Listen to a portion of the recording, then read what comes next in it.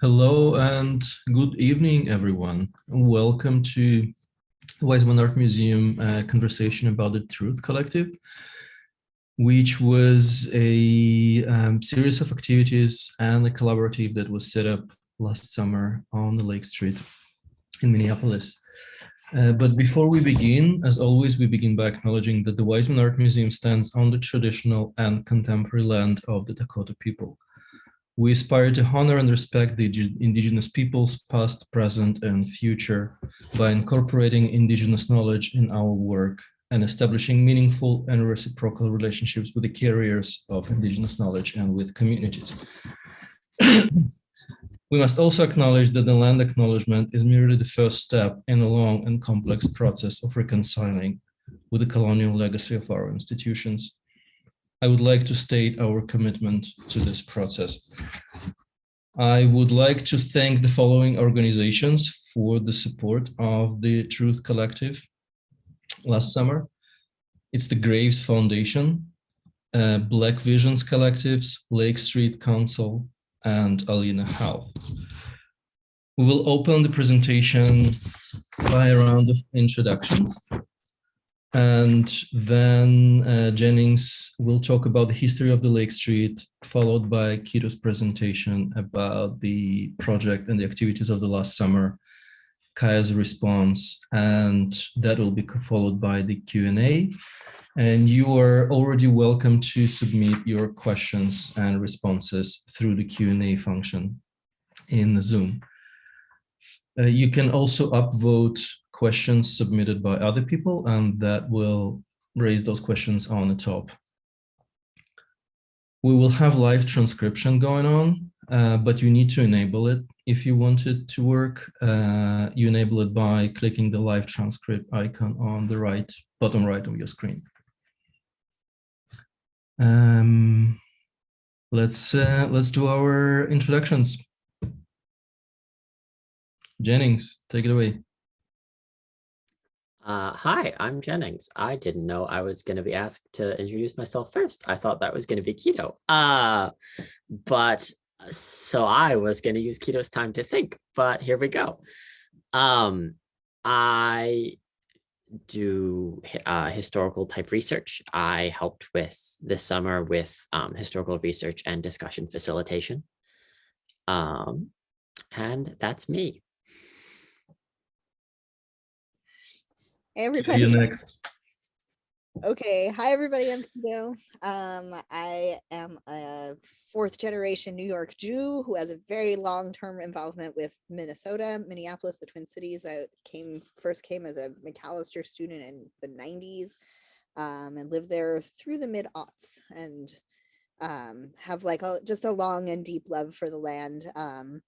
And over the last 25 years, I've done a lot of community organizing, got my start on Lake Street. I'll tell you a little bit about that later. A lot of projects at the intersection of art and social justice. And I guess that's all I need to say for now. Kya, over to you. Over to me. My name's Kya Concepcion. I'm a graduate student at the Humphrey School of Public Policy. I also work on campus. I've been here for about 8 years. I think I have a deep background in community organizing, facilitation work, which is kind of how I got pulled into this. That and a deep love of Lake Street. Of South Minneapolis as a whole. I'm kind of just joking, say that I always say that I'm in love with South Minneapolis, but I really kind of mean it. Thank you all. And I'm Boris Oicherman. I'm the curator for creative collaboration at the Weizmann and the curator of the Target Studio for Creative Collaboration, which supported parts of this project over summer. And Jennings, take it away. The floor is yours. This time I knew I was going to get called on. Okay. So the Lake Street Truth and Repair Collective. Truth and Repair Lake Street Collective, that's us. Last year, a number of things happened. Most of them were bad. This work grew out of the uprising and the aftermath of the murder of George Floyd by the police in 2020 at the corner of 38th and Chicago. in the resulting uprising, there was a lot of protest and a lot of public displays of anger and frustration, particularly along the Lake Street corridor. And in particular, in the area that we came to work at the intersection of Chicago and Lake Street. And I think it was important and powerful for us to work in this particular space at the corner of Lake in Chicago to build community and understand the histories that brought us to the present, and how they continue to influence the world we live in a number of ways. And that is the part that I did research on, Lake Street. I've always thought those split down the middle historical images with the past and the present were cool. Turns out they're also a pain to make. It took a lot of Google Maps Street View to find where the buildings lined up. But as Boris brought up in the land acknowledgement, the inescapable context of this work and this society is that this is Dakota land. In 1837, the Dakota were forced to sell their lands east of the Mississippi to the US, and in 1851, were forced to sell much of the lands to the west of the Mississippi. Minneapolis itself was founded in 1850, and the Dakota were exiled by the state government in the aftermath of the Dakota Uprising in the 1860s. The Dakota did not, in fact, all leave. This continues to be Dakota land and has been continually occupied and cared for by Dakota people, and that's not going to change. But Minneapolis is the unfortunate context that much of this existed in. This is Lake Street. Back to my Google Maps perusing. This is Chicago. So Lake Street in early Minneapolis was not in Minneapolis. This was far out in the boonies. No one would live here. It was a street that sort of rich Minneapolitans would go to the lakes on.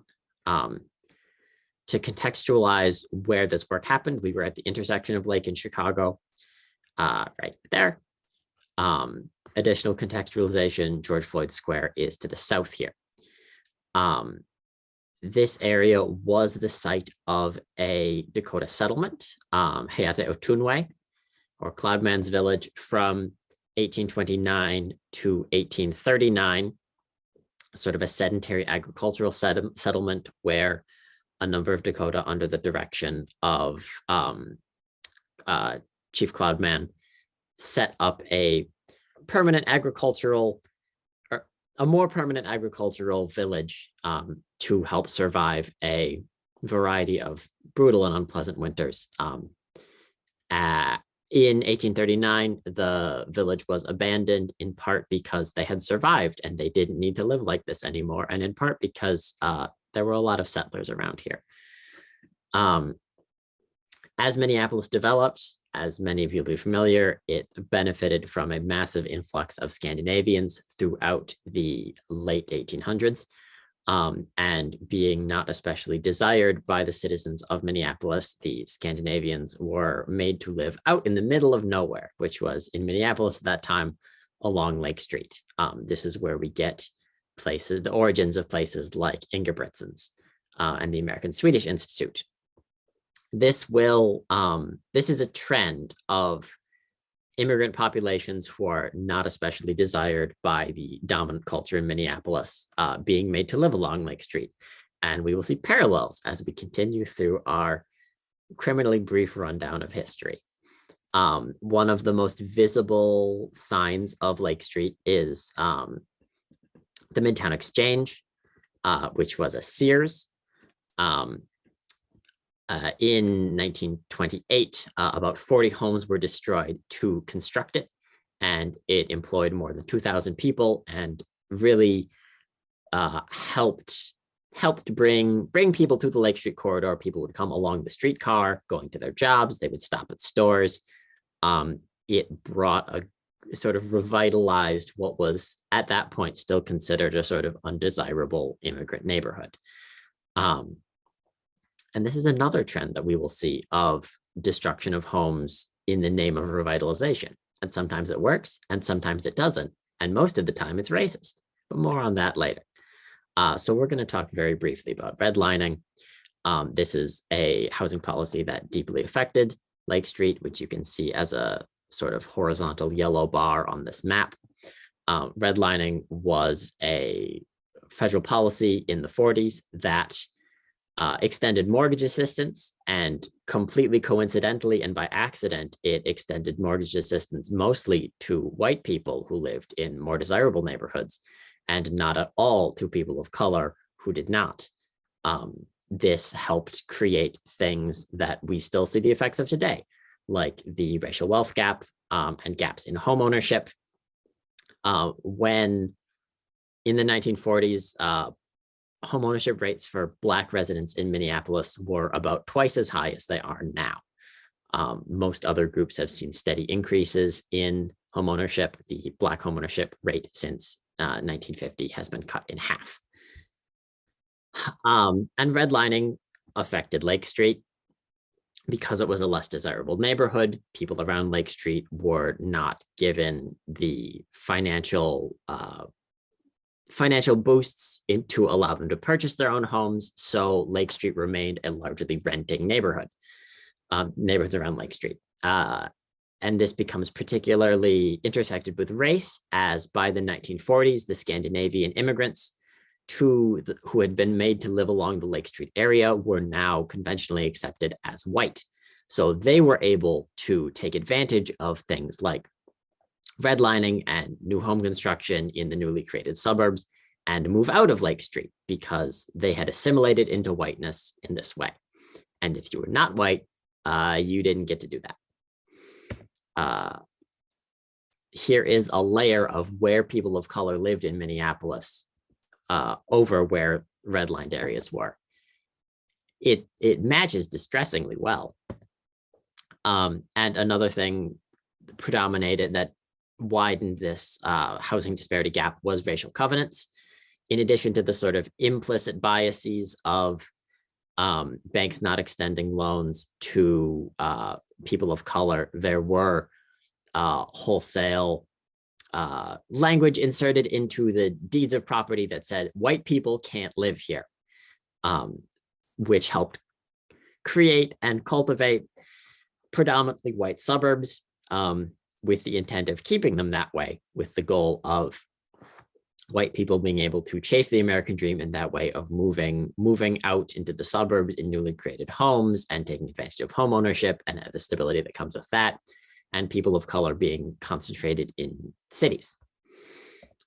During the 70s, as white residents sort of left the cities for the suburbs, there was a decline in along Lake Street and in most cities seen nationally. This decline has a number of causes, and we don't have time to discuss all of them in great detail. But one of them is racism and white flight. As more residents of color moved into these areas, more white residents would leave. This became a self-perpetuating cycle. This is a protest of anti-integration from Minneapolis in the 50s. I think it was important to me to include this in both this presentation as well as in the slideshows that or the galleries that I helped create this summer that people looked at, because this is the sort of sign waving, racist moniker sign waving that we like to think doesn't happen in Minnesota because we're too polite, we're too nice. And that is a lie that white Minnesotans tell themselves. Racism is here just as it is everywhere in the society, and that is largely fundamentally inescapable because of how the society has been constructed. Another cause of decline in Lake Street was the construction of interstates. the construction of interstates and large infrastructure projects is not neutral in this society because of who is doing the constructing. The central area of Lake Street was effectively fenced in by 35W and the widening of Hiawatha to separate it from East Lake and West Lake, which were considered whiter and better neighborhoods. There is not a way, and this obviously didn't happen just in Minneapolis. In St. Paul, there's Rondo, and there are examples nationally of infrastructure projects being weaponized to disproportionately affect people of color. In the 90s, Lake Street experienced a revitalization as more migrant and immigrant communities from Mexico and Central and South America, as well as East African refugee and immigrant communities came to Lake Street. An example of another very visual example of this is Mercado Central, which opened in 1997. And Lake Street has experienced a revitalization as more people live and work along there and attempt to make and maintain communities. But as always, these communities in many ways remain segmented and divided from each other, or don't talk to each other, or have prejudices against each other. And this is one of the things that we wanted to solve entirely for our work this summer. That was a joke. However, the other side of revitalization is transient gentrification. There is now sort of a reverse white flight as white residents from the suburbs now seek to move back into the city. And they move back into newly constructed buildings, which increases the property values, which increases the tax rates for people who have lived there for longer, as well as just prices them out wholesale as they decide to do things like raise rent, which is now their ability to raise rent is now slightly more limited, thankfully, but we'll see how that plays out. And yeah, so a lot of complex history, a lot of trends, and a lot of intersection of these trends. And this is the sort of, this is the situation that we walked into this past summer. And to talk more about that, I'm going to stop sharing my screen and pass it over to Kya. Okay, hi everybody. Okay, so let me share my screen and pick up the story where Jennings left off. So my part of the story begins in the summer of 2020, when oh my gosh, how on earth do you talk about the summer of 2020? I don't even know. I'm going to start by going further back to just explain some of my history and connection to the place that we were in. So 20 years earlier, in the summer and the fall of 2000, there was a big public art project on Lake Street called Lake Street USA. So the photographer Wing Young Huey had spent years documenting the people in the neighborhood surrounding Lake Street. And that summer, we put up hundreds of his images back into the community where it was taken. This is what it looked like at Robert's Shoes. It was in hundreds of store windows. It was on the side of the 21A, and it was on the face of the Sears building, which at the time, the building that is now the Midtown Exchange, which at the time was quite dilapidated. Now, I was 19-year-old, 20 years old or so when I met Wing and started shadowing him on Lake Street. So I landed on Lake Street at that time and really fell in love with the place. Like Kya talked about falling in love with South Minneapolis, I fell in love with Lake Street, and spent probably 3 years with Wing walking up and down Lake Street, figuring out where these pictures were going to go, and then producing the exhibition, and really like coming to know and love Lake Street a whole lot. In the years that followed, I learned how to be a community organizer. I was really inspired by the work of connecting with different people on the ground. And for several years in the mid-aughts, I organized a coalition with a number of other folks called the Minnesota Immigrant Freedom Network. I was the co-director there for a few years, thinking a lot about solidarity with immigrants, how non-immigrants could show up to support immigrants in our community. And that also meant spending a lot of time on Lake Street at the Mercado Central with the Latino communities up and down Lake Street. In the interim, I went home and did a whole bunch of queer stuff. But would always visit my friends and come back through, and maintained community in Minnesota. And kind of, as I've become a professor in the last few years in New York City where I live, like summer visits became sort of part of my habit. I think I've come back every summer for the last 10 years, maybe longer. So in the summer of 2020, when this happened, and, you know, a lot of the roots of where abolition conversations have been happening really strongly in the last like 10, 20 years, like I've been in queer community and trans spaces where these are transformative justice wasn't just a concept that nobody knew anything about. It was where it was being practiced and figured out. And I don't know, queer community organizing could say a lot about it. But I came back to support friends that were involved in the organizing and city council members of the neighborhood, and try to figure out how to like what the conversations were and how to bring things together. I was involved behind the scenes in a lot of conversations around the Powderhorn encampment, around George Floyd Square, community safety conversations, a lot of accountability conversations. And I just kept thinking about this story that I had heard, a film that I saw called Fumble Talk.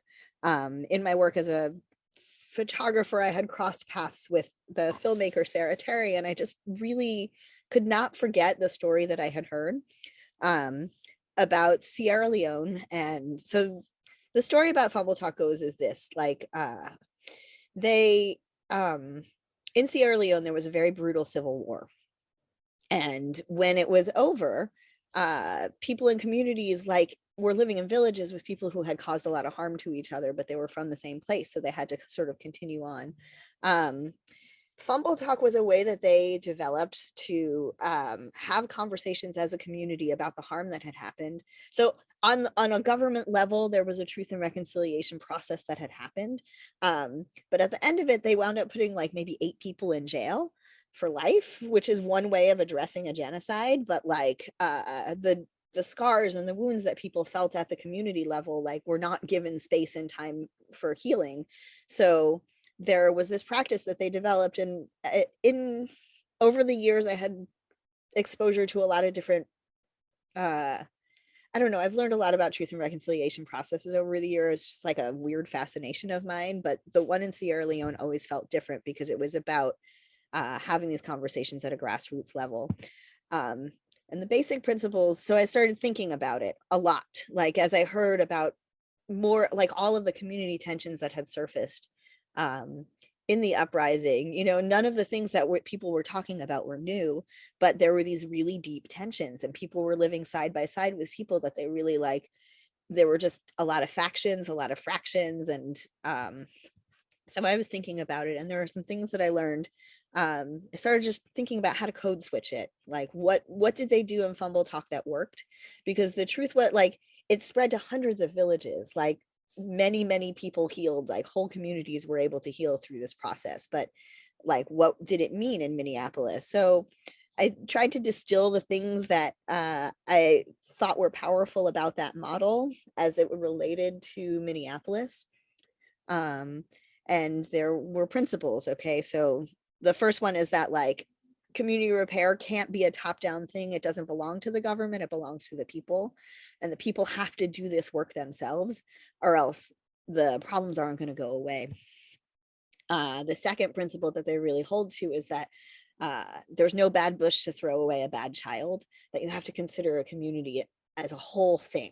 Okay, and that relates to wisdom from transformative justice, which teaches us that no one is disposable, that you can't just cancel people or send them to jail or whatever, or shoot them in the street. Like that everybody, if we are connected to the same piece of land, if we are living in community with each other, then we need to think about that more holistically, and that there aren't any shortcuts for the process, that you have to go deep and have really difficult conversations, because that's where you're going to find the real answers. Like, as long as you're not getting into the real shit, you're not going to fix it. Like, it's just going to keep happening over years. The third principle that they really adhered to is that people need to define justice for themselves. So this is different from like a law and order kind of perspective where we like trust the government to make decisions about justice. It's like, no, we have to figure that out for ourselves. And we all have to arrive to this as equals. The fourth principle that I thought was really important is about truth and repair. That you can't just have conversations that like where the truth telling happens. You have to link it almost immediately to the work of repairing from what you've learned from the truth.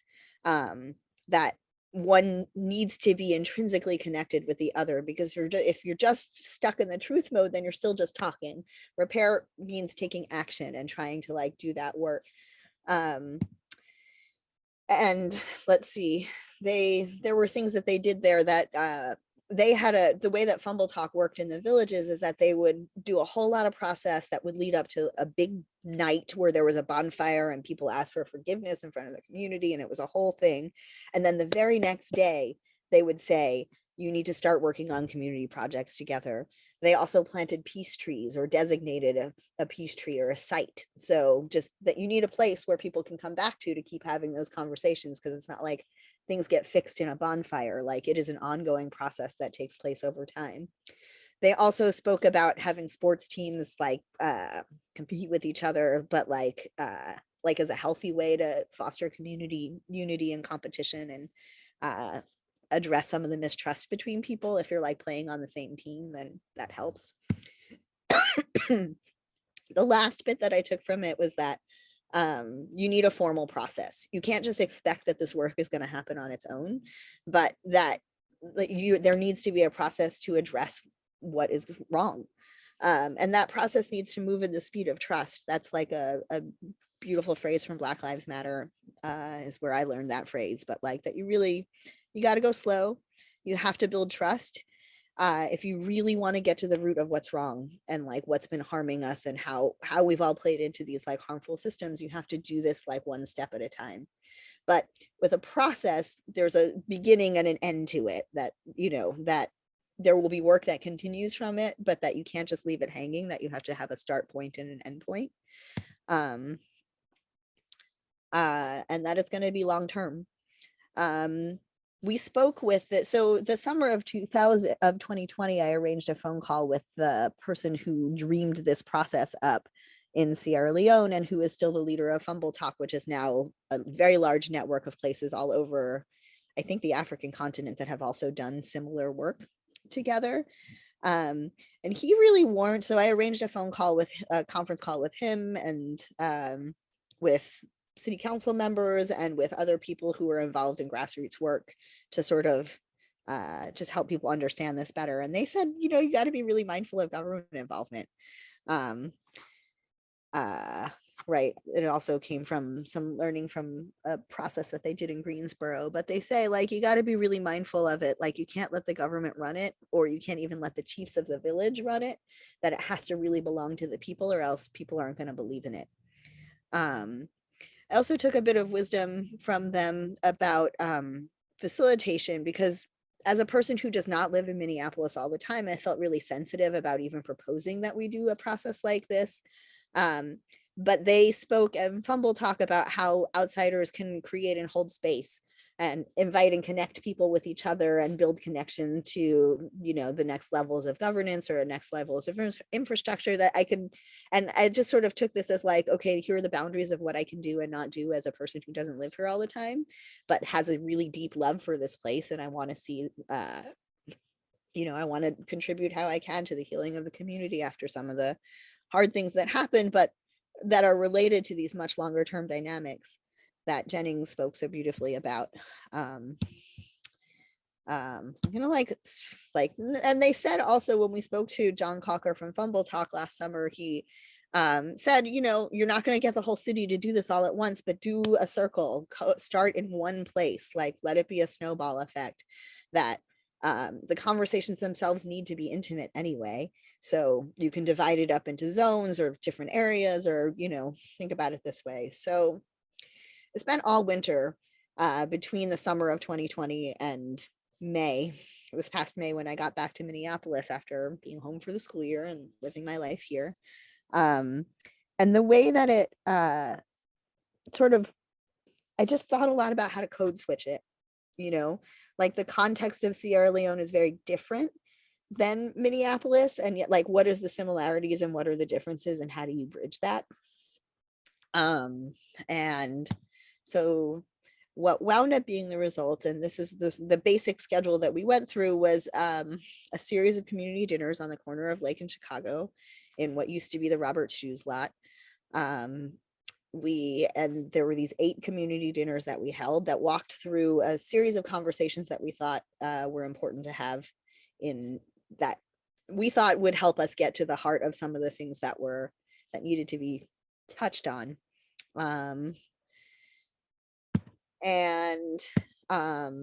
And we carried over the principles of Fumble Talk. So in designing what those community dinners were going to look like. So for the first part about community control, we thought about relationship to place and geography, which also relates to principles of decolonization, which really ask us to love and care for a piece of land that we are connected to, and for the entire ecosystem that surrounds that land. Okay, so it's not just about the humans, it's also about the air and the water. And we had an opportunity on Lake Street this summer to participate in organizing around Line 3, or stopping the Line 3 pipeline, which is now flowing underneath the Mississippi River that also connects to Lake Street. So there was a really direct connection there for that, with that.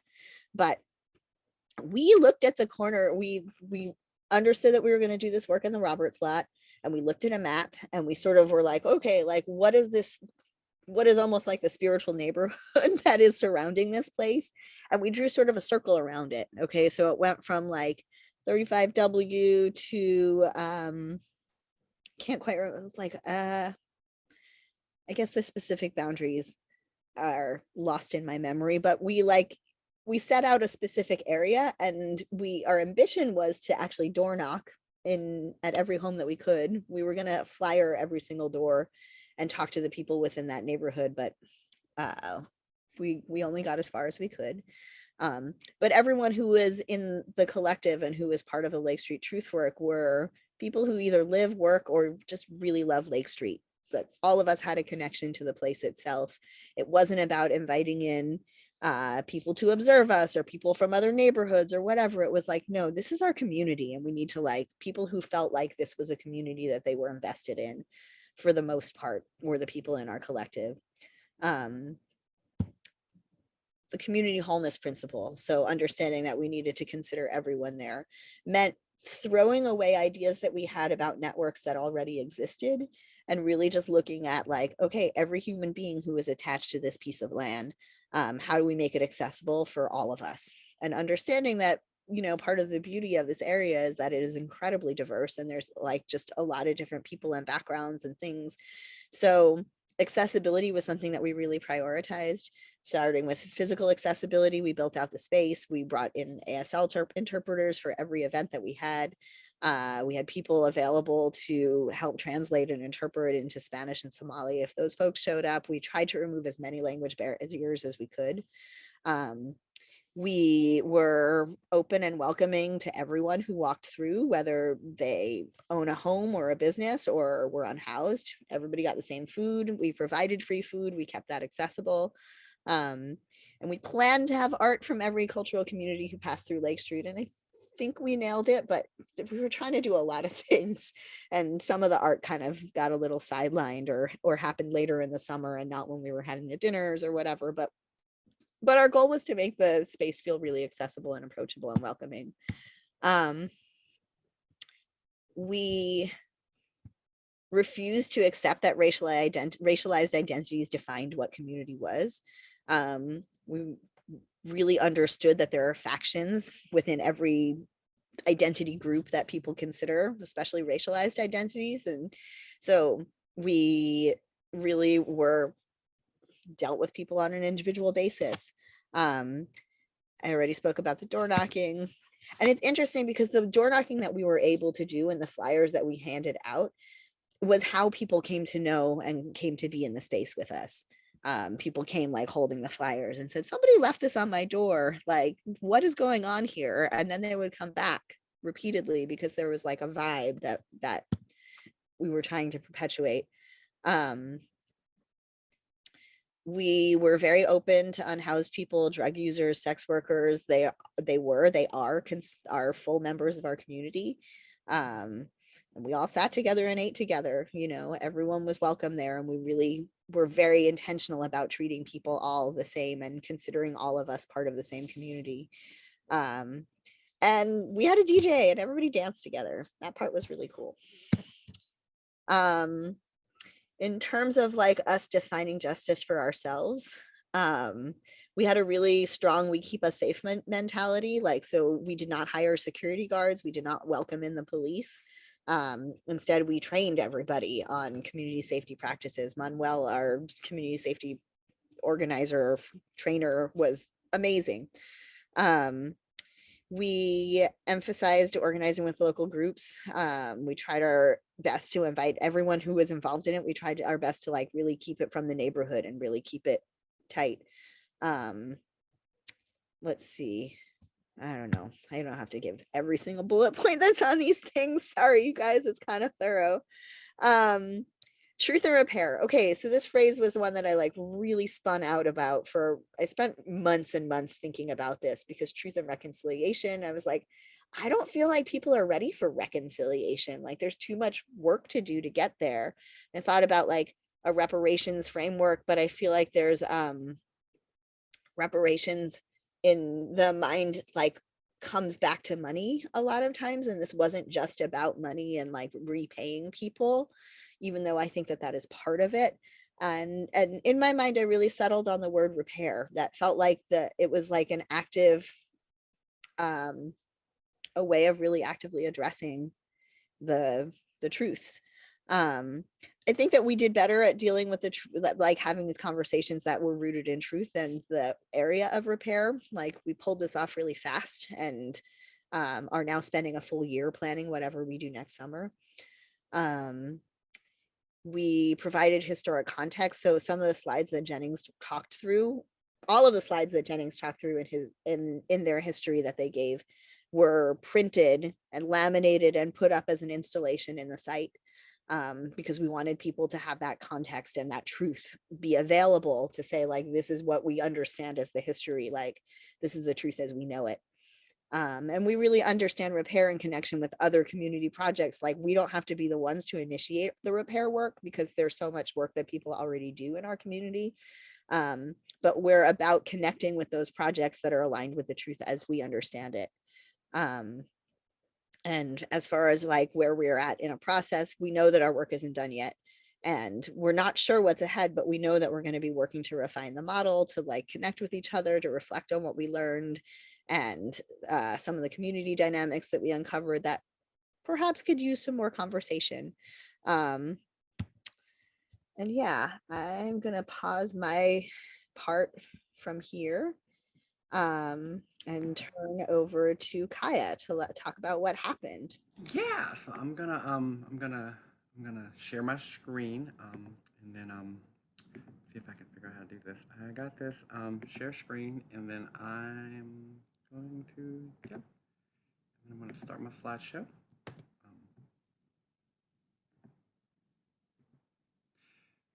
Okay, so we have this, we have, I really wish that we had time for both Jennings and Quito to, hash out the way that we as the collective received it.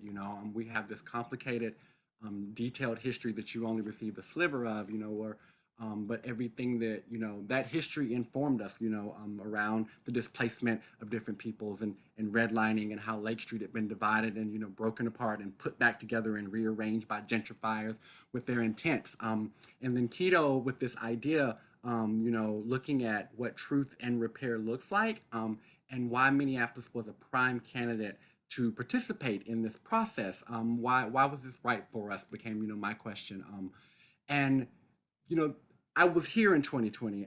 I live in South Minneapolis, and I remember the hardship. I remember the fear. I remember the pain. I said earlier that I'm in love with South Minneapolis. I've lived, abroad. I've lived, in a number of cities, but it is Minneapolis, South Minneapolis, that has my heart. And I just so clearly remember um, understanding why Minneapolis was on fire and that it needed to be on fire, but also being heartbroken at watching my neighborhood burn. And I know that so many people can understand and engage with me, at that moment. Torn between, is my house safe, and also I've got to be in the streets helping my people who are out here doing what they think is best, this next generation. So we know that pain is real. And we have a group of people who understand that that pain is real. And that's where the truth and repair came in for me. How do we talk about what happened in 2020, and frame it with the truth, how do we talk about the complex narrative that went into what happened? I think that it was a great example talking about that this tension that sparked that ignited this flame that became a fire that burned down Lake Street didn't happen in a vacuum. There have been years of systematic and structural institutions that played that led to this powder keg of this perfect moment almost, with COVID, with the killing of George Floyd, but like it's just not the killing of George Floyd. It was the killing of Philando Castile. It was the killing of Jamar Clark, and I'm sure you all are thinking of names that I haven't said yet and that I could continue to name names for the rest of my time. And so with these things in mind, we got together just bunch of them they queers hanging out, on this porch. It looks like I'm going to start with this image, and we started talking about this, and we started listening to what Quito was saying, and we started trying to think about how do we want to move into from here into this space and invite people. And this seems so simple, but it became something that was so powerful. You see, the canopies here. You see the global Midtown market behind us. Us working as programming was starting. Still, working on accessibility. Asking ourselves questions: what did we get right? What did we get wrong? The pilot dinner that started it all, and the questions that we asked, and the people they came. We invited people out, and they started to show up, and they wanted to talk. And you could see, when Quito talks about the truth, you could see and understand that the people that came out looked at the flyer, talked to whomever they may have spoken to, heard about this, and were curious, and came out of a similar desire. And that desire was this connection to Lake Street, this connection to South Minneapolis, and this deep desire to try to start wrapping our heads around what had happened, and so and we kept it casual because we wanted to be inviting. And when I think back to this summer, 2021, and I think, did we do good work? And I think, if we just only fed people, if we only fed people, up to 100 people on any given dinner night, then the work we did was worth it. But we started getting involved with more. And, you can see people are starting to show up. The space is starting to fill itself out. We've, tested some ideas at this point. We've decided what worked and what didn't work. And so this process starts to flow. And things got, powerful. You see this, one of the installation pieces that Jennings masterfully put together. And this thing started happening as people started engaging the work. People started, going through slide by slide and really asking questions. And I remember going up, I worked closely with Jennings to help them get this produced.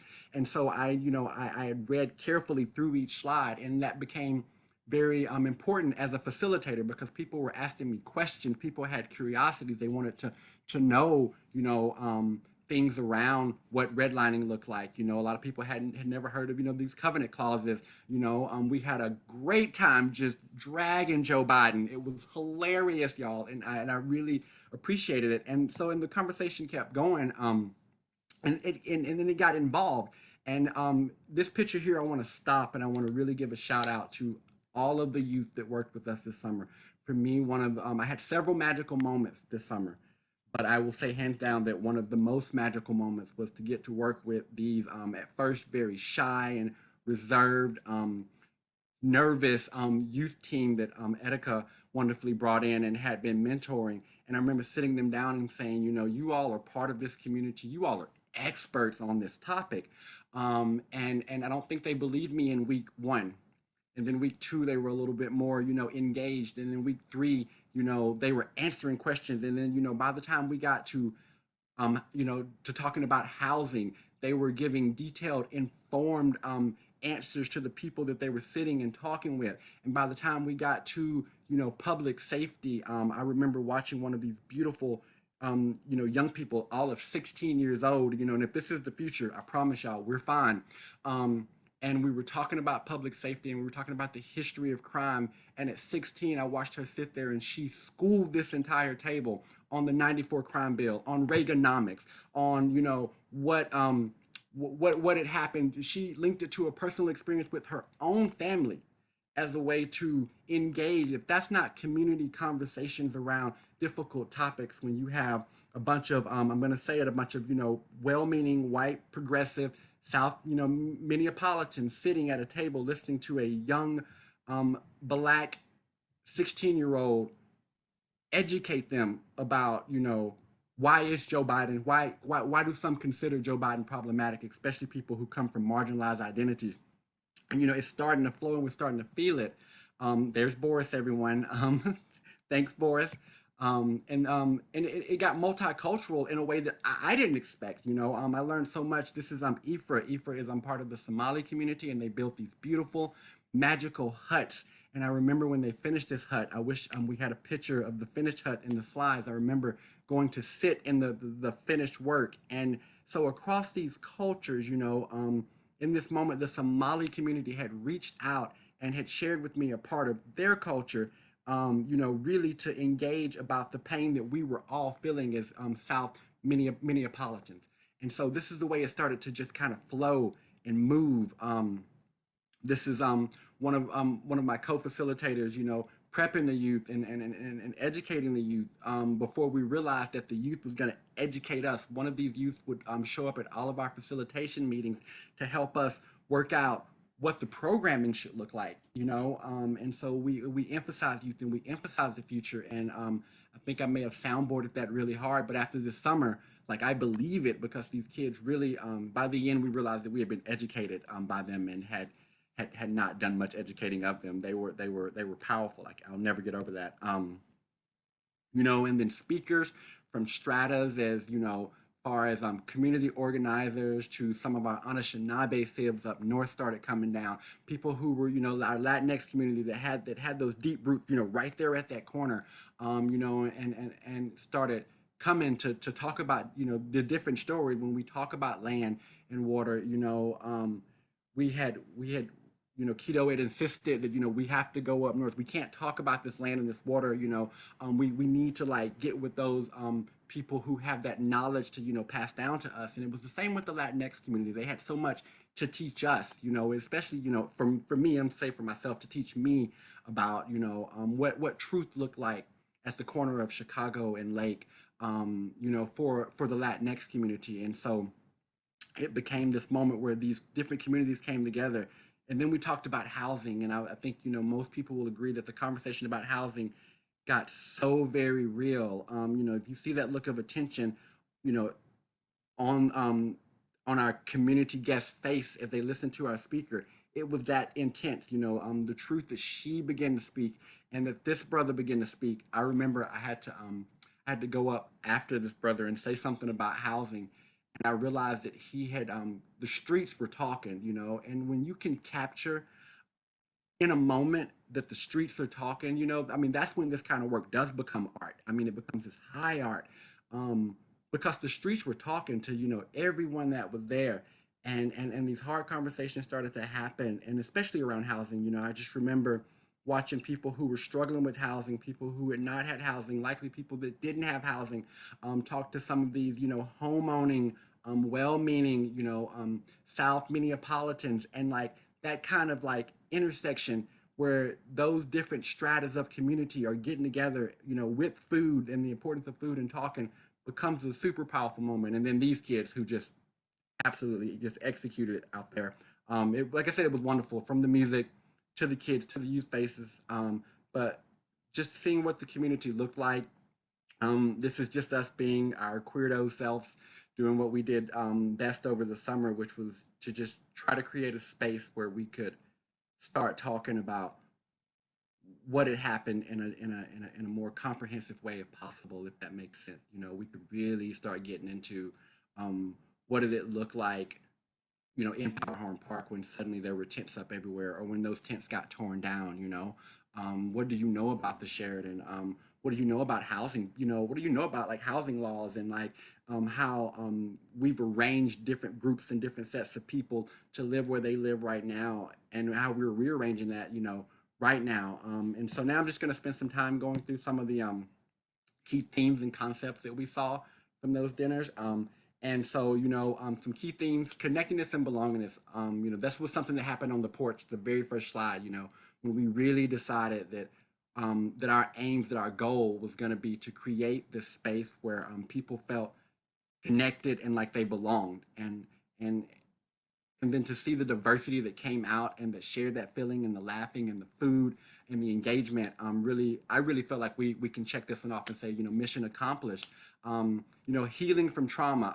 I don't know what the healing part looks like, but we definitely started the conversation about the trauma that underpins some of the nice facade that we put on top of our lives in South Minneapolis. And I'm definitely speaking to me with some of these criticisms. I am a well-meaning South Minneapolitan progressive. I'm one of those too. Some, you know, some key themes that came out of the conversations. You know, like I said, our Latinx community really showed up, you know, in this sense to our East African community, to, you know, a lot of the diversity that we see past those communities, undocumented, you know, immigrants have had an uneven access to services and programs, and that became especially real with COVID. And we heard stories about it. You know, the legal status in this country is long overdue. You know, I just remember talking to someone and them just breaking down for me how it was amazing how certain portions of the community had gone from illegal to essential and then back to illegal again, and, you know, quick strides. And what did that say about us? And it became a true learning experience. And then when our Anishinaabe Sibs, who, when we went up to Shell City, you know, really did engage us, and I really had a spiritual moment up on the water. But then they came down and you know, started to talk, and then those concerns started to be reflected back. And we saw people come from stratas of high academic institutions to some of the people that have been on the ground up, you know, water protecting and doing that work. And always, as always, shout out to my water protectors. Big shout out to my water protectors always. Housing was one of the most powerful things that we saw and we talked about. I think it was really a moment for South Minneapolis when, you know, with the best intent, we said we're going to house all these people. But then when we had to look at the reality of, you know, homelessness, you know, those same people who invited them down to Powderhorn Park, I'm certain, you know, called the institutions that would come and bulldoze those homes over. And so, you know, from the Sheridan to Powderhorn to, I remember last summer, because like I said, it wasn't good enough for me and for Quito and myself to just say we're going to talk about water. Like, we had to go and get schooled on it. And it wasn't enough for Quito and myself to say, hey, we're going to talk about housing. You know, if you told us about a situation in Minneapolis where there were tents going up, me and Quito, with as much respect as we could, you know, and as much mindfulness as we could, we were going there. We were going to be there. We were going to go and look, you know, not always enter respectfully. You know, if we felt welcome, we would, you know, navigate the space. And it wasn't just about looking, you know, it was about talking to the people, and it was about really understanding what that looked like, because we couldn't talk about it in earnest if we hadn't like looked at it in earnest, if that makes sense. Public safety was this amazing moment where the youth facilitators could have handled public safety by themselves. I am, you know, just the way that Joe Biden got dragged from the moment from the installation piece all the way to out of the mouths of 16-year-olds really brought us back home and grounded us, you know, in this question that I had. You know, one of the first conversations that we did was, you know, what is about Lake Street and what is sacred about it. And I remember thinking, you know, what is sacred about Lake Street, and really trying to quantify that in my mind and trying to find words for that. But it really like came out to me, and it's that the people of Lake Street are what make it sacred, and the people are land, and I believe that. So it all made sense to me. That's my time.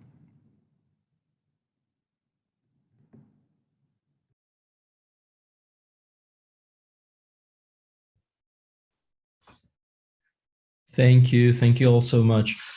There are questions already in the Q&A, and I will get to those in a moment.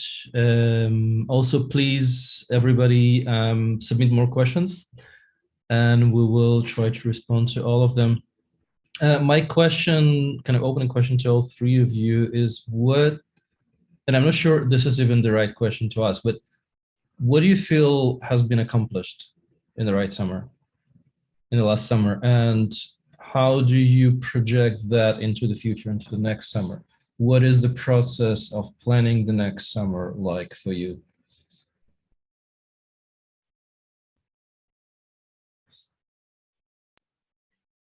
I can answer this question after a conversation I had the other night with Kay, who is one of our other facilitators. Also, Kaya, I think if you gotta stop your screen share, I think. I am trying to do that right now on my screen. There we go. Okay, good. Nice to see you again. We're gonna have a retreat soon. We're starting to plan it. As of next week, we are going to start planning a retreat. You guys are about to get an email about this. But we know we want to do this again. There are about 100 different directions that we could go into, whether it's, returning to the exact same corner and doing the exact same thing, but different. Whether it's facilitating community conversations, addressing some of the factions that came up and trying to go deeper.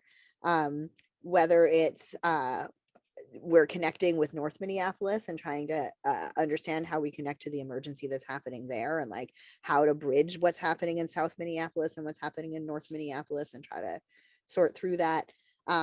There's work that we can do in sharing this as a model, and documenting it and getting the word out about what we're doing. All of this is part of conversations that we need to have. There's like specific work around homeless encampments that we can do, and the housing question.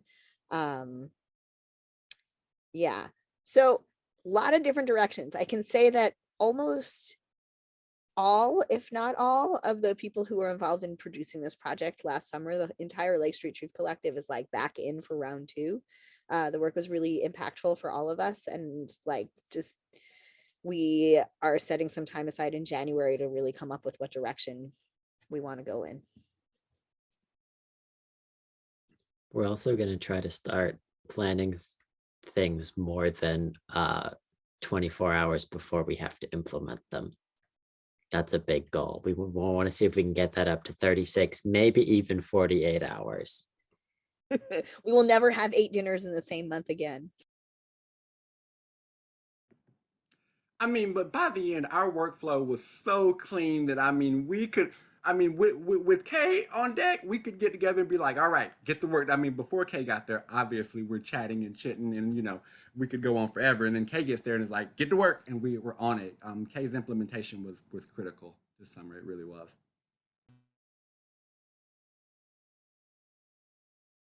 Jennings, there's a question for you. At the same time, the Scandinavian community was forced to live on the Lake Street. Where was the Black community forced to live at the same time?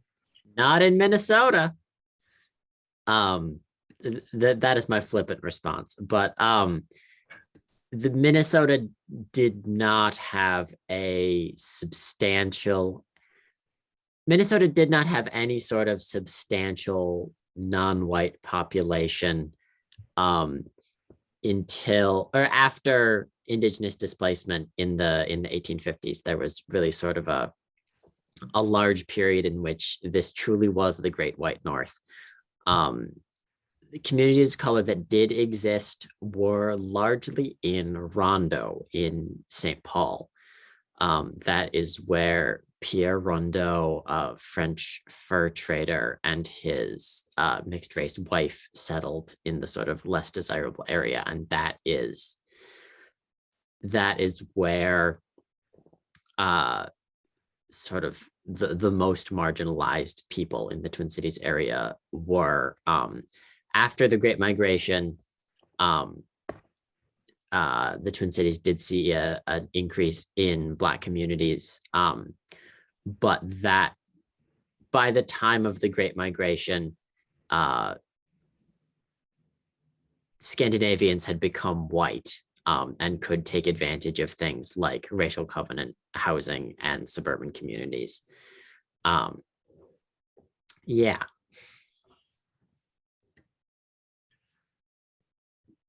The next question is for Quito.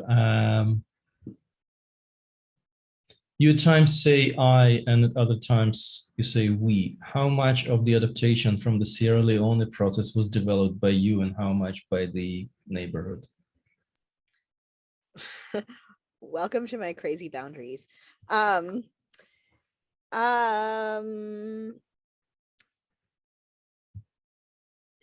there's the theory of what we were doing, and then there's the way that it played out. Okay, so Kya.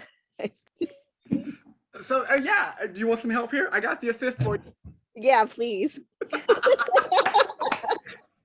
So yeah, so and you know, and I think that that I and we, you know, push back and forth with Quito is part of Quito's. You know, Quito was like Quito came to town with an idea and said, "Hey, I want a collective to come together and tell me what they think."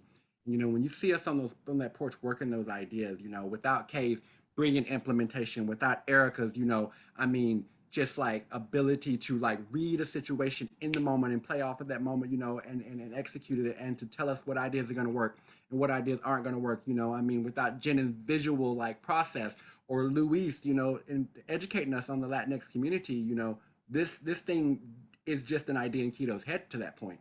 And it's when Quito comes and presents this idea to the collective and we start coming back with ideas about, you know, executing it. I mean, you know, even from, you know, the people who were, you know, holding the space, you know, to the design of the space. Again, you know, I think that was the work of all of us based off of this idea, you know, this project inside of Quito's head. Yeah, definitely. Like there was some like weird mad professor stuff happening all the over the winter and really just reflecting. I think there was a benefit that I had of coming for the summer of 2020, spending 4 months like really in the trenches and feeling it, and then being able to come back to my attic in Brooklyn and like think about it and process it. That like afforded me the ability to step back from what was happening in an immediate way and be like, okay, what do I know about how communities can heal from stuff like this? And how does that apply to this place that I love? And I knew, again, like I knew that all I could do was come up with like the principles for it, but that it had to belong to people, that if people didn't like the idea, then it wasn't going to happen. And I was in like, you know, 500 million meetings over the course of the winter to try to find support. And I spoke to a number of different community leaders. I had assistance from council members around that as well. But I also knew that the government couldn't own this process, and that, and like, you know, when I got to town in order to pull it off, and places like, you know, Boris is a person that I met in one of those meetings. I met with probably like 20 or 30 different community leaders over the course of like December, January, kind of pitching this idea and being like, listen, y'all, like, here's what I can tell you about what happened and what worked in Sierra Leone. And this is what I think we can learn from it. And people were like, well, okay, fine, just go for it, do it. Like, you know, and Boris was one of the people who heard it and said, like, how can the Weissman help? And I said, and he said, how about this lot on Lake in Chicago, and arranged that for us with the Graves Foundation. But it wasn't going to be real until people made it real. And I knew personally that I would be able to start at a different level and a different conversation if I like called in mostly like queer and trans folk who like have been, I don't know, just that I could trust immediately. And like, you know, the initial crew of people I met through friendships that I've had for years. And then people made it happen, and like the implementation of it, like the way that it came out is the result of everybody's unique genius that they brought to it very deeply. Like I am not a micromanager, like I'm just like, I understood from Fumble Talk itself, like all I could do is create and hold space, but like facilitate and make sure things like keep moving along, you know, but like I'm not gonna dictate what happens within that space. Like that's up to everybody.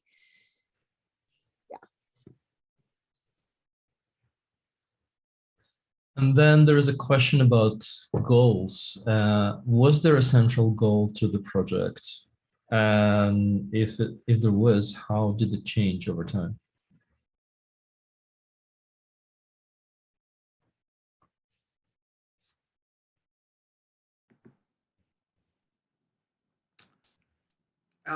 if I may, so you know, this is something that we talked a lot about. We did.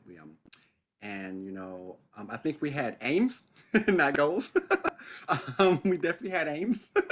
You know, and I think you know that central theme that you know we kept returning to, that kept informing you know the decision that we made from dinner to dinner, was we wanted to create a place where our community, you know, along the Lake Street corridor, South Minneapolis, you know, could come together and we could create a sense of connectedness and belongingness, you know, and start talking about some things that had happened. I think that was really, you know, everyone goes, well, what's your action plan? And I'm like, well, you know, you have to start with conversations. You know, it starts with, you know, we got to truth. Maybe we'll focus harder on repair next year.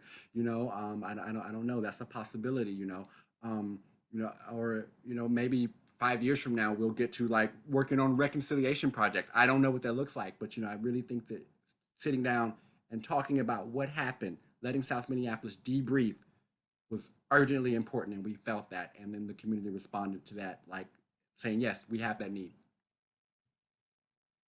Does that make sense, Keto? Does that feel kind of right? Yeah, it does. I mean, there's the part of my brain that's like, I don't know, do I say the things? Like underneath it all is like a really intense desire to unravel the systems of power as we know it, and to provide space for people to get to some of the like the truths and the histories that are still playing out, which Jennings spelled out really beautifully. You know, we're talking about land that was colonized violently and genocide happened here, you know, and like, and systems were put in place that are harming us actively, I mean continually.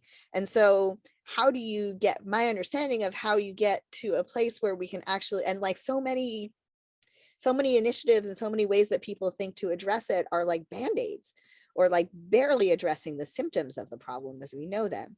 And so I feel like my understanding of how we get to a place where we can actually work on the real things that are addressing us is by creating space to get to the root of the problem together, to create a shared analysis as a community and say, hey, we acknowledge that all of these things are happening and that these are the truths that we're working with, because we can't do real repair without really speaking the truth and coming to a collective community understanding with a commitment to a place. Like those are my understanding of how decolonization works in practice. There are a lot of other spokes and a lot of other ways that it plays out, and you know, not an authority on any of this, but this is just by listening and absorbing like what I understand as how a transition could work.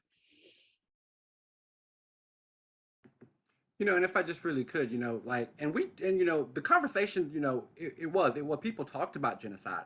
People talked about, you know, we didn't, there was no shying away from tough conversations around, you know, homelessness. You know, people got uncomfortable. People were forced into not forced into these spaces, you know, they volunteered, but people found themselves engaging in these tough conversations, you know, ripping that band-aid off and getting vulnerable at times. You know, I mean, think about some of the moments where you saw people get real vulnerable around topics that, you know, without some facilitation they may not have even been willing or ready or able to talk about.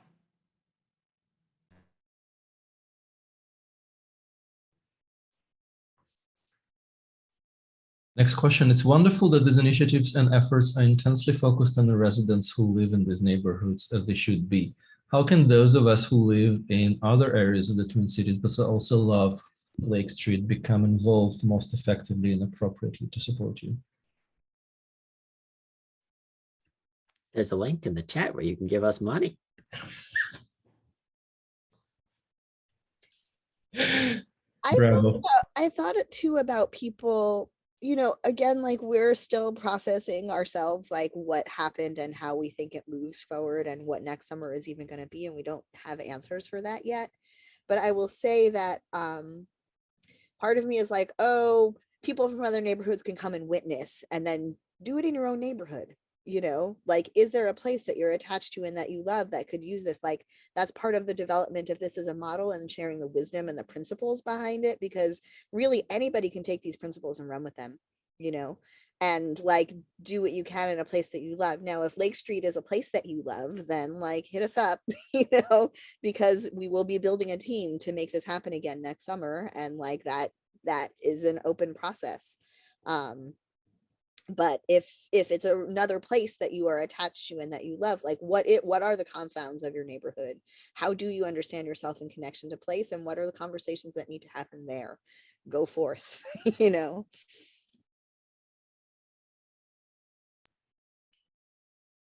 Kit, a question for you. What are the signs that the community is ready for repair? Ooh, Kaya, I see your face. Oh my gosh. Good luck, Quito.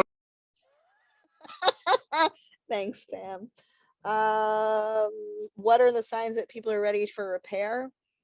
I mean, you put out a flyer and you say, come to dinner, and the people show up, you know? I think that there is a tendency within the systems that we live in now to spend a lot of time trying to like stop things that are bad and to protest against things that are going wrong. And that, you know, a lot of us are in the mindset of like, hey, people in power, do something different. And like, that's really like where you go. And then you come up with a lot of elaborate ways to convince the people in power, to change the people in power, but you're still like giving away that power to other people. I think a sign of repair, like, how do you know that people are ready to repair? People are doing shit because they care about the neighborhood. People are doing things that, you know, anybody who's showing up to community work, the outpouring of mutual aid. It feels to me like people are ready for repair in some way. Like people don't want things to keep being bad. And so, but how to make it good, again, like there's all these really tangled strategies to get us there. And like, you know, and like visions of the future that feel really abstract. But what I learn and what I understand is that you do it by showing up for community, by building a community and being a part of it. And so if that is a message that resonates with you, then like, you know, I think that people everywhere are ready for repair. I don't know though, you know, like people are kind of busted and there's like a lot of trauma and like the need to like feel whole within oneself and to like repair things internally.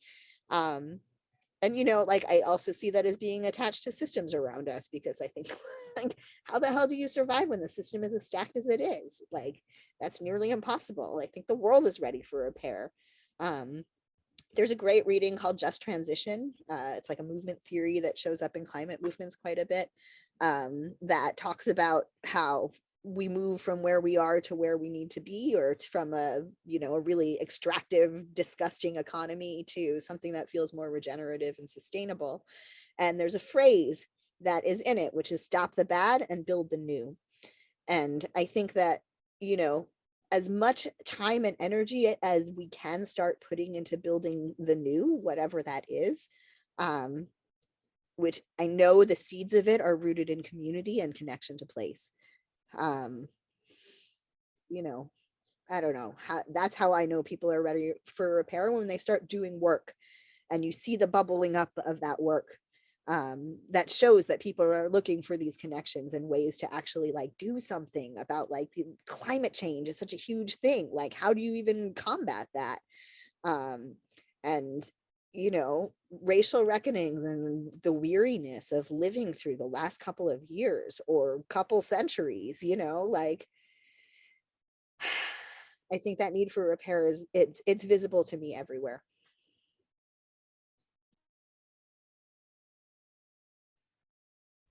Anyone else? Yeah.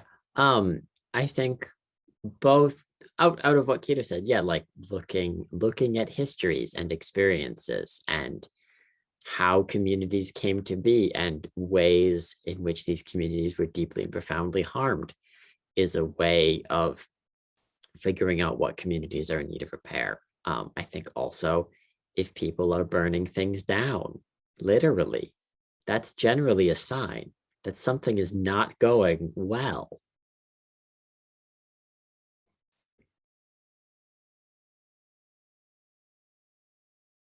Unless you're at like a Viking funeral, I guess.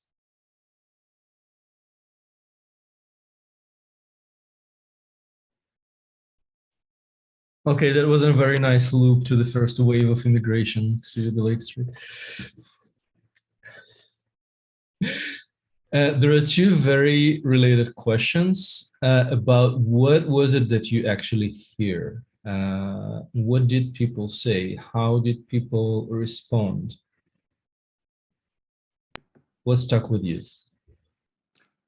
Oh yeah. So you mean respond to the dinners or like the topics that we heard? I mean, there's just like a variety like ways that could work itself out. But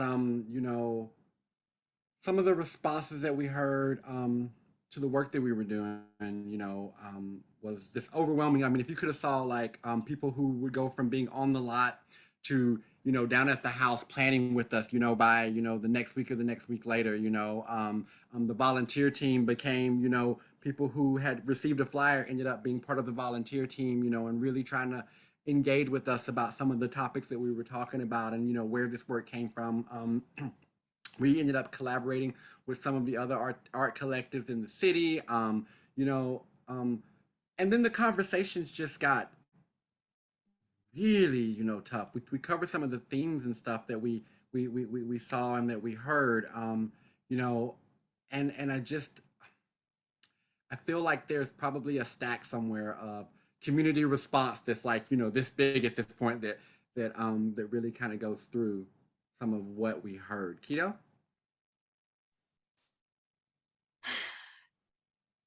I heard people really reckoning with each other.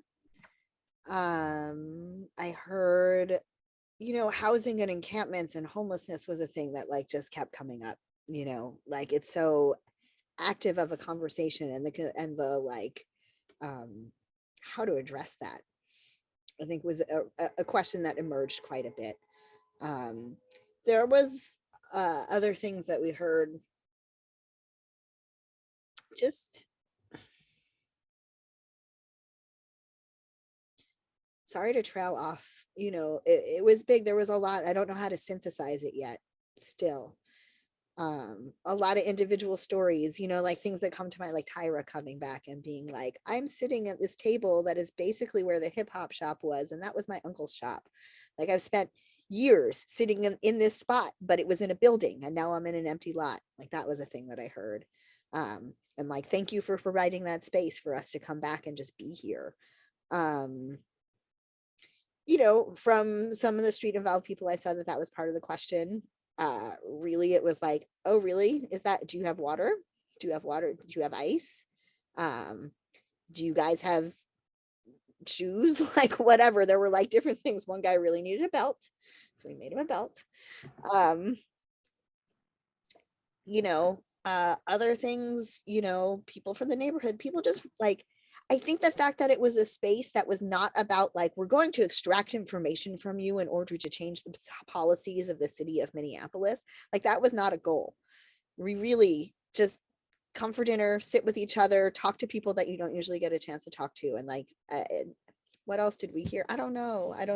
Like interpersonal stuff too, just people getting to know each other that didn't know each other.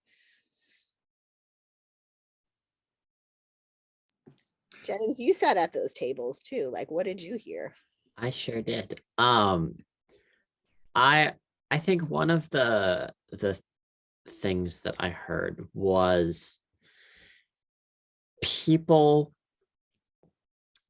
who in these discussions were processing these things for the first time. People who had not been afforded a chance in their lives to talk about these with other people or think about them because there was too much else going on in their lives for them to be able to process, and that building up over the course of a lifetime.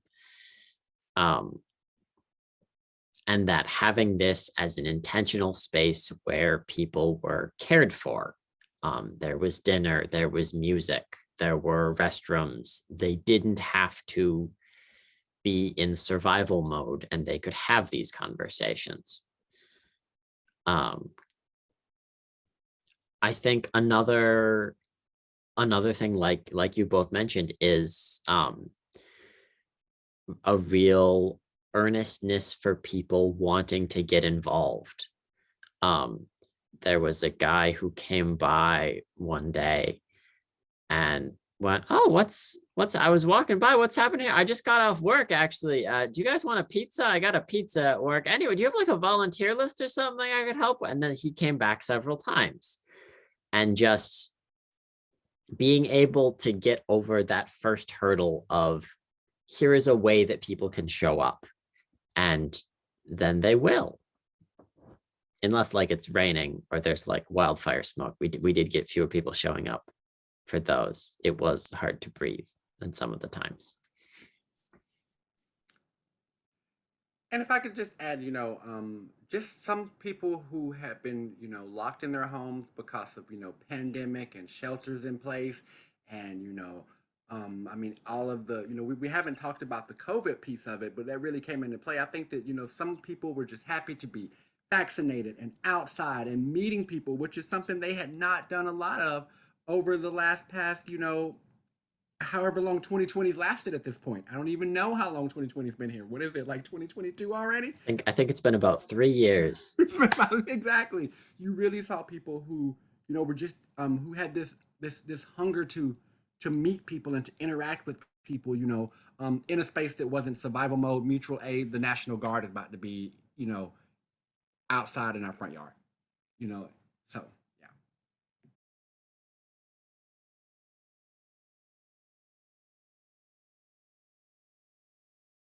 How was the food provided? In a little cart.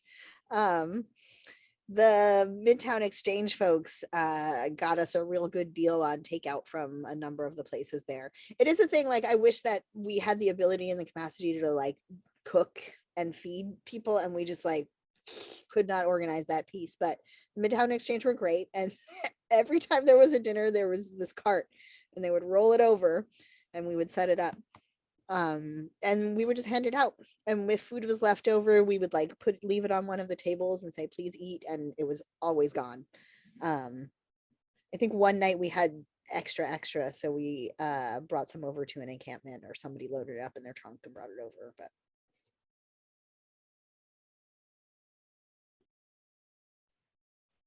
We are at the end of the questions and we are surprisingly on time. I have a last question of my own, maybe to conclude this. What is the museum doing here? Was it of any significance to you that part of the support from the project comes from the museum? Was there anything we could do that we didn't do when you kind of looking ahead to the next year? How you can better use us and the resources of the museum to do what you need to do?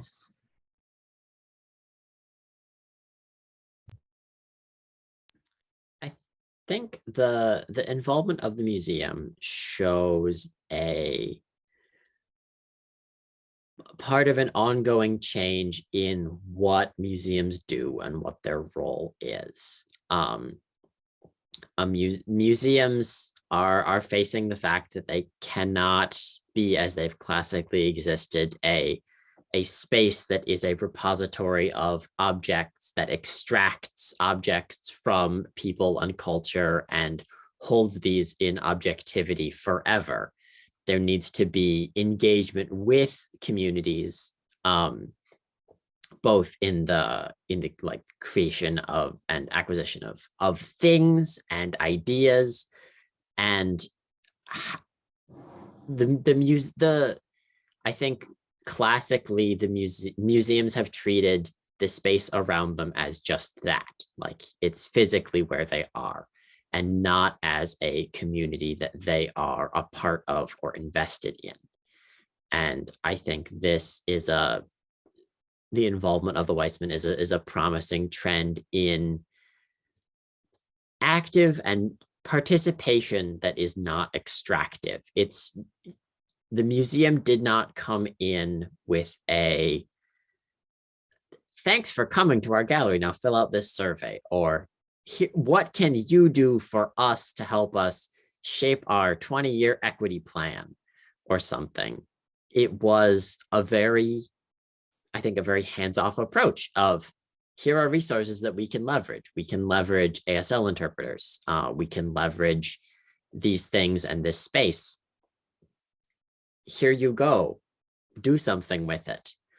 And I think there is in future years potentially space for more active participation. I think that a space like the Weissman is not necessarily a place that a lot of the people at these dinners would see themselves as being welcomed in, let alone comfortable in or represented in. And I think there could be potential to increase those community connections if that's what you want. But I think as it is, this was a very good way for an institution to offer resources, but not in a, we're going to do this for you, and now you're going to round out our numbers so we can like get a better grant or things like that. It was community support, not community extraction. The insurance alone was priceless, Boris.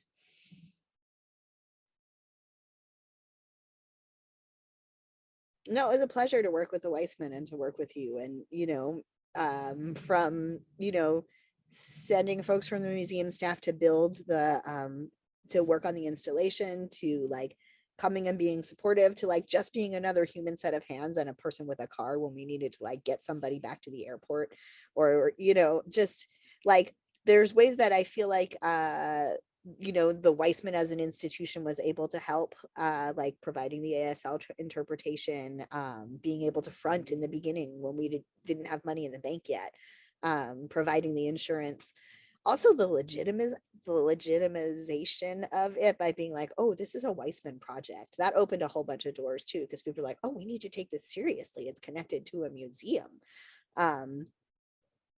But then also like, what I appreciated about working with you in particular, Boris, is that you were also just a human being who was interested in helping. And sometimes that's actually all that it takes, is to like be a part of the community that's pulling off and like run to the office supply store if that's what is needed. We were all doing stuff like that. So it was like, it wasn't like, oh, I'm only here to deal with the art and like, I'm divorced from that as a human being. It was like showing up as a whole self. Yeah, and like for me, it really did feel like the Weissman said, no, we see what you're trying to do. We see that, there needs to be some work around what you're talking about. We see, I mean, honestly, South Minneapolis has, been through a lot. They are in pain, and like, we can help. And this is how we can help. And it felt, like, instead of it being this stuffy museum, it felt like as a member of the community, the Weissman came to us and said, hey, we are too a part of Minneapolis. How can we help here?